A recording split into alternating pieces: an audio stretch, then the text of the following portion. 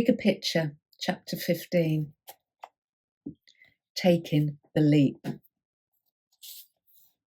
I learnt from that whole experience that if you're not prepared to take a leap of faith sometimes, you will never get anywhere. You must make change happen. I wasn't happy in my job. I was bored, stupid, and felt stifled, although I loved the people I worked with and had some wonderful friends. We would often all go out socially, and our annual day trips to London to see a show, have a meal, were the highlights of the year. We saved £1 a week in our little syndicate. It doesn't sound a lot, but back then it paid for our theatre tickets, train fare, and a little over for a couple of drinks. All we had to find was some money for food and a few more drinks. We always did the day in style, catching the early morning train into London and then the last train back in the evening. One year will be forever etched on my memory. Breakfast at the Dorchester, lunch in the pie and mash shop, tea at the Ritz, and dinner at the Savoy. How on earth did we manage to eat so much food in one day? And not to mention the numerous bottles of wine we consumed as well. I can't remember what show we saw that year, but I do remember we got on the wrong train home, and at the end of the line was Stevenage. We had about an hour to wait until the next train.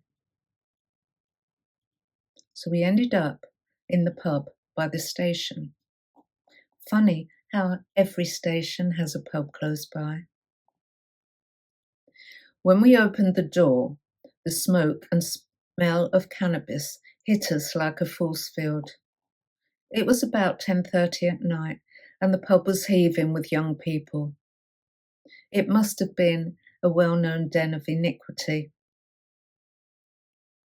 We spent a very happy hour there, and by the time we finally got on the train, we were all as high as kites.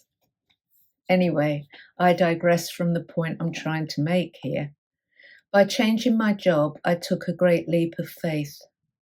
The job might have been awful, and I might have hated every minute of it, but on the other hand, it might not. I might not work with such a fabulous bunch of people or make friends, but on the other hand, I might. When we take a leap of faith, we never know what we're really leaping to, but I knew that by staying in the same place, nothing would ever change. If I wanted to change my life, then I had to make it happen, and I had been given a golden opportunity. Many years later, my son gave me a book. "Read this, Mum, I think you'll like it," he said. It was Big Magic by Elizabeth Gilbert, and I enjoyed it so much that I read it from start to finish on a 7-hour flight to Dubai. One sentence really struck a chord with me.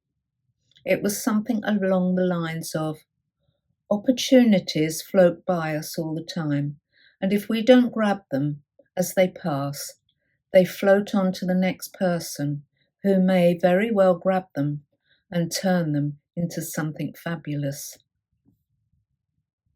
On the day I accepted the job, I grabbed an opportunity as it floated by, and in the years to come, I would grab many more. I love this quote by Audrey Hepburn. Opportunities don't come along often, so when they do, you have to grab them.